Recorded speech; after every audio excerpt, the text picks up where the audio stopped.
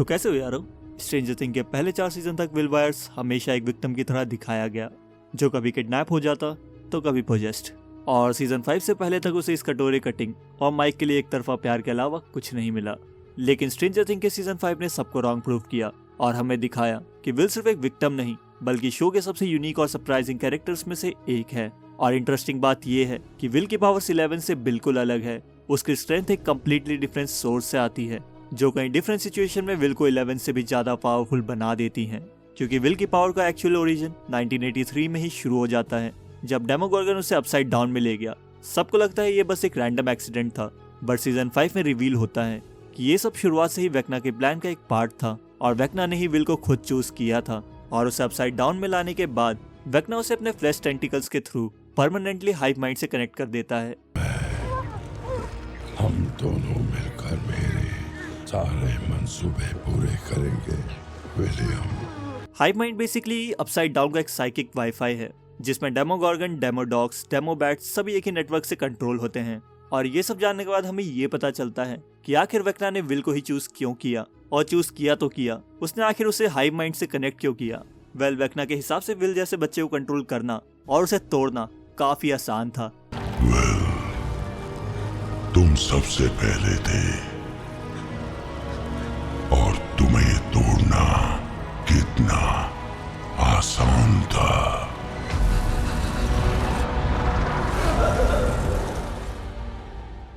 वहीं इसी के बाद सीजन 2 में सभी को लगा था विल पूरी तरीके से ठीक हो चुका है, बट रियलिटी ये कनेक्शन कभी टूटा ही नहीं।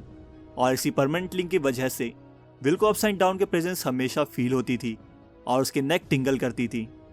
और हम कह भी सकते हैं कहीं इसी की वजह से उसे डेंजर का सिग्नल सबसे पहले मिल जाता था।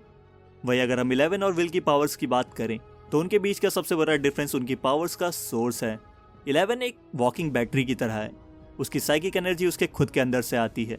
वो कहीं भी, कभी भी, किसी भी लोकेशन पे अपनी पावर्स को इजीली यूज कर सकती है, चाहे हेलीकॉप्टर्स को क्रश करना हो या वैन्स को फ्लिप करना। सब कुछ वो अपने इंटरनल पावर्स के थ्रू करती है। वही हमारा विल इसके बिल्कुल अपोजिट है। विल के पास अपनी इंटरनल साइकिक एनर्जी नहीं है। उसकी पावर्स तभी एक्टिव होती हैं जब वो हाइव माइंड से प्लग इन हो, मतलब हाइव माइंड के सबसे पास। और शो के खुद के क्रिएटर्स डफर ब्रदर्स, उन्होंने भी इस प्रोसेस को पपेटियरिंग कहा है। In simple will hive mind को इस तरीके से कंट्रोल करता है जैसे कोई यूजर एक रिमोट सर्वर को ऑपरेट करता है। इसी वजह से जब विल अपनी पावर्स को एक्टिवेट करता है, उसकी आइज मिल्की वाइट हो जाती हैं, क्योंकि ये पावर्स उसकी खुद की नेचुरल पावर्स नहीं है, बल्कि एक डार्क और करप्ट एनर्जी है जो वो चैनल कर रहा है। वहीं विल की ये एबिलिटीज शो के सबसे इंटरेस्टिंग पावर्स में से एक है।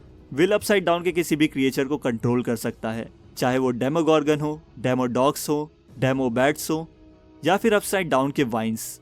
बेसिकली कोई भी एंटिटी जो हाइव माइंड से कनेक्टेड हो, विल उन्हें फ्रीज कर सकता है, उनके अटैक्स को रोक सकता है, यहाँ तक कि उनके लिम्स को ब्रेक कर सकता है, बिल्कुल वेक्ना की तरह।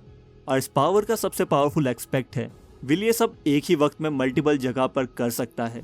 जहाँ पे 11 एक ही टाइम पे एक मॉन्स्टर से फाइट कर सकती है, वहीं पे विल एक साथ कई सारे मॉन्स्टर को कंट्रोल कर सकता है, डिसेबल कर सकता है या फिर डिस्ट्रॉय कर सकता है, वो भी बिना फिजिकल मूवमेंट के।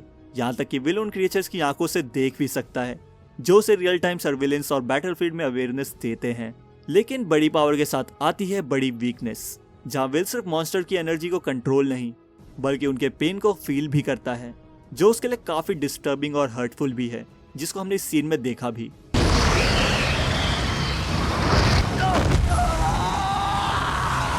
नहीं होगा बेटा, हिम्मत रखो।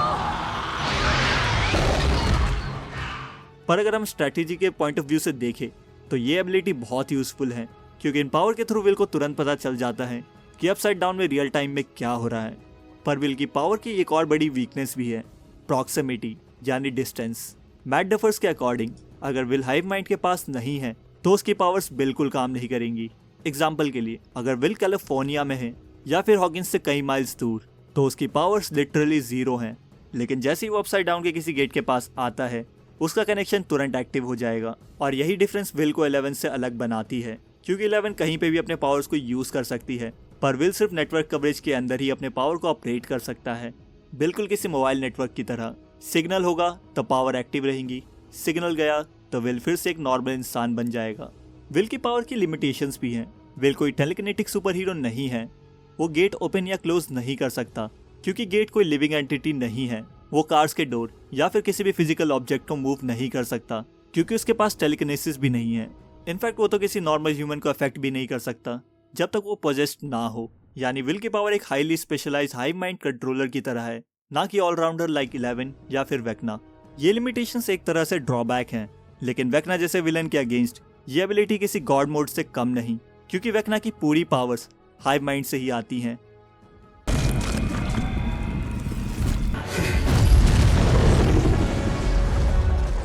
हाँ, मैं जानता हूँ आप में से कई लोग ये भी सोच रहे होंगे कि सीजन 5 में विल की पावर सडनली इतनी स्ट्रॉन्ग कैसे हो गई।